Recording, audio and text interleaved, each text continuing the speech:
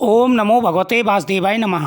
स्वागत है आप सभी का मेरे यूट्यूब चैनल पर। मैं हरिओम शर्मा पौष मास के 18वें अध्याय की कथा सुना रहा हूँ। इस कथा के श्रवण करने से आपकी सभी मनोकामनाएं पूरी होंगी। श्री सूत जी कहते हैं कि ऋषिवरों, शिव पुराण में वर्णन आया है कि जो भी श्रद्धा से शिव पुराण कथा का श्रवण करता है वह जन्म मरण के बंधन से मुक्त हो जाता है और भगवान शंकर के परम धाम को प्राप्त करता है। अन्य देवताओं की अपेक्षा भगवान शंकर जल्दी ही प्रसन्न हो जाते हैं और थोड़ी सी पूजा का बहुत बड़ा फल प्रदान करते हैं। एक बार भस्मासुर ने भगवान शंकर की तपस्या कर इच्छित वर मांग लिया कि मैं जिसके सिर पर हाथ रखूं वह भस्म हो जाए। भगवान शंकर इतने भोले हैं कि बिना सोचे समझे उन्होंने भस्मासुर को तथास्तु प्रदान किया। भस्मासुर ने सोचा, पहले शंकर जी को ही भस्म करके देखता हूँ। भस्मासुर भगवान शंकर के पीछे दौड़ पड़े। भगवान शंकर दौड़ते हुए भगवान विष्णु के पास जा पहुँचे। सो भगवान विष्णु ने मोहिनी रूप धारण कर भस्मासुर का हाथ उसके अपने सिर पर रखवाकर भस्मासुर को भस्म कर दिया। इसलिए भगवान शंकर की थोड़ी सी भी पूजा की जाए तो वह प्रसन्न हो जाकर बहुत बड़ा फल प्रदान करते हैं।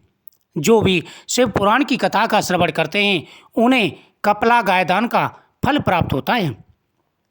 पुत्रहीनों को पुत्र, मोक्षार्थी को मोक्ष प्राप्ति होती है तथा उस जीव के कोटि जन्मों के पाप नष्ट हो जाते हैं। शिवधाम की प्राप्ति होती है। इसलिए शिव पुराण कथा का श्रवण अवश्य करना चाहिए।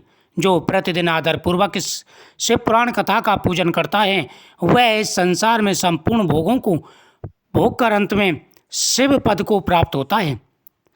जो भी व्यक्ति भगवान शिव की नित्य पूजा करते हैं उनके सभी मनोरथ पूरे हो जाते हैं। पूजा के दिन प्रातःकाल स्नान आदि से नित्य कर्मों से निवृत्त होकर पवित्र हो जाएं।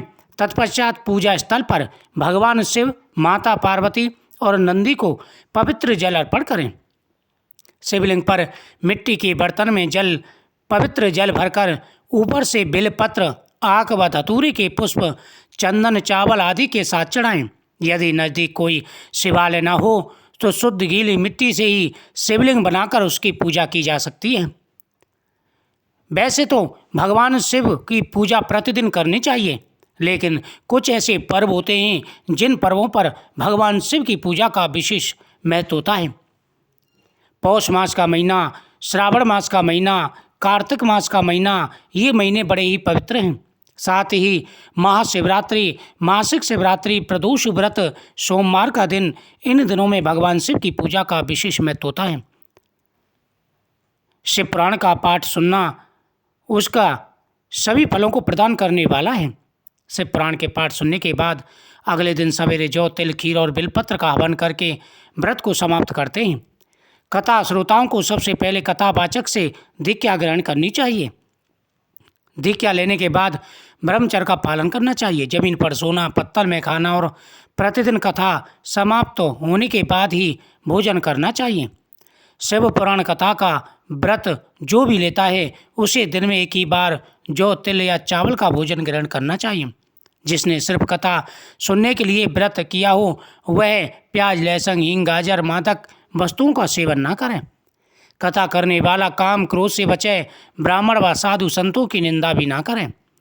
गरीब, रोगी, पापी, भाग्यहीन एवं निसंतानों को शिव पुराण की कथा अवश्य सुननी चाहिए। कथा समाप्ति को एक उत्सव के रूप में मनाना चाहिए। भगवान शिव व शिव पुराण की पूजा करनी चाहिए। कथावाचक की पूजा कर उन्हें दान दक्षिणा से संतुष्ट करना चाहिए। कथा करवाने के लिए सर्वप्रथम विद्वान ब्राह्मण से उत्तम मुहूर्त निकलवाना चाहिए। शिव पुराण के लिए श्रावण, भाद्रपद, अश्वनी, अगहन, पौष मास, माघ, फाल्गुन, वैशाख और ज्येष्ठ मास विशेष ही शुभ माने गए हैं। लेकिन विद्वानों के अनुसार जिस दिन शिव पुराण कथा का प्रारंभ हो वही सबसे बड़ा मुहूर्त होता है। इस कथा को कभी भी सुन सकते हैं। पुराण करवाने के लिए उस स्थान पर अत्यधिक पवित्र रखना चाहिए। जन्मभूमि में शिव पुराण करवाने का विशेष महत्व कहा गया है। इसके अतिरिक्त हम तीर्थों में भी शिव पुराण का आयोजन कर विशेष फल प्राप्त कर सकते हैं। फिर भी जहाँ मन हो, संतोष पहुँचे, उसी स्थान पर कथा करवानी चाहिए।